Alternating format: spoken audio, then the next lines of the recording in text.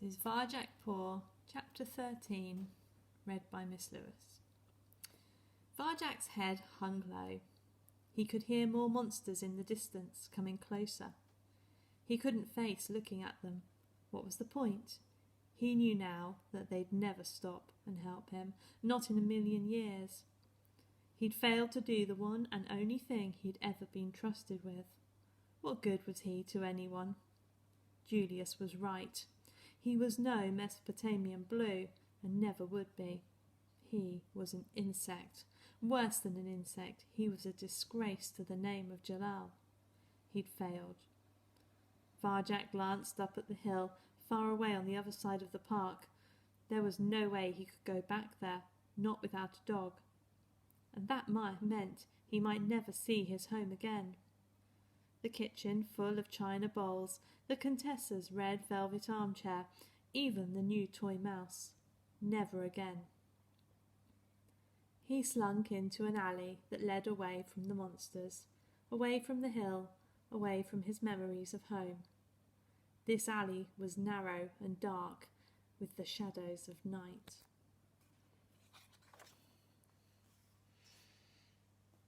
It was empty, except for a swarm of black plastic rubbish bags, so full that they'd split open.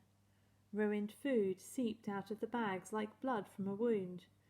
The ground was slippery with scraps, soggy bread, slimy fruit, discarded and decaying in the dirt. Somewhere in the distance, almost buried by these smells, was the tang of meat. Varjak's stomach rumbled. It had been so long since he'd eaten. He remembered insisting to mother and father that he wanted to hunt like Jalal. He laughed bitterly at the memory. It was easy to talk about hunting, but to actually do it? Him, the coward who couldn't even stop a dog? Varjak, who'd disgraced his whole family, a hunter like his famous ancestor? No, an old scrap of meat was all he was good for, all he could get. Varjak followed the scent. His awareness led him along the alley and over a wall. He came down into the most desolate place he'd ever seen. It was an enclosed courtyard. The sky was hidden here. He'd lost the moon and stars. He could see nothing but big concrete tower blocks looming all around. Every door and window was shut, as if the people inside were trying to keep something out. This place made him nervous. The blocks would be impossible to climb.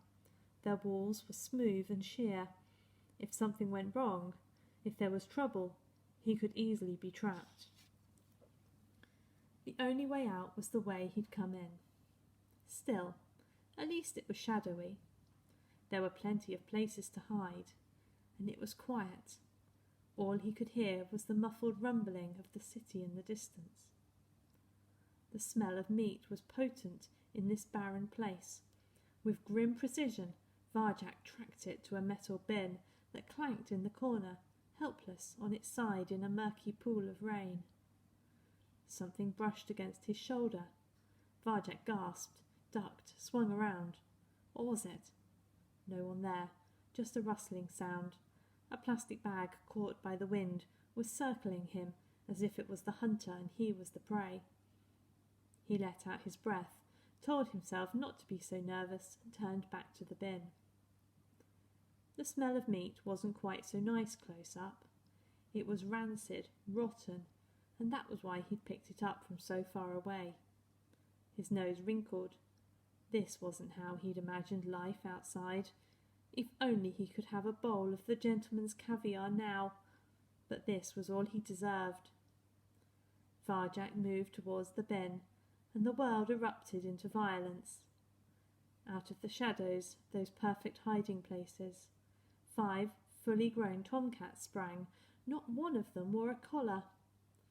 Varjak put up his paws to defend himself. They were too fast. In a vicious blur of speed, they slammed him to the ground and pinned him there. The biggest, a massive, muscly ginger tom, towered over him. It ripped his cheek with claws as sharp and white as lightning, and Varjak howled with pain. "These are our bins, Sonny," yelled the Ginger, "and don't you forget it." Varjak wrenched a paw free and lashed back. He caught the Ginger full in the face. It didn't budge. It didn't even flinch. He just opened its jaws and spat at him. The other cats poured down on him, a deadly rain of claws and teeth. Varjak screamed. It was agony. "What do you know about the vanishings?" demanded the Ginger. It was as big as the gentleman's cats. What vanishings?" gasped Varjak. "Don't pretend." Claws raked across Varjak's side. Bony paws pummeled his head. He clenched his eyes tight and curled into a ball. Off in the distance he could hear a siren wailing. This was it. This was the end. He was going to die alone in this lifeless concrete place, and no one would ever know. A sense of relief washed through him. He was glad it was over. He didn't want to live any more. He didn't deserve to live, not after he'd let everyone down. Already it seemed very far away, like it was happening to someone else.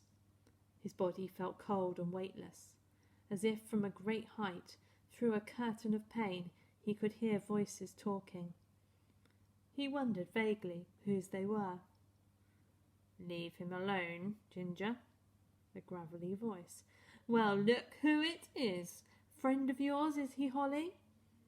"Leave him alone. He doesn't know anything." "Ha! He'll learn."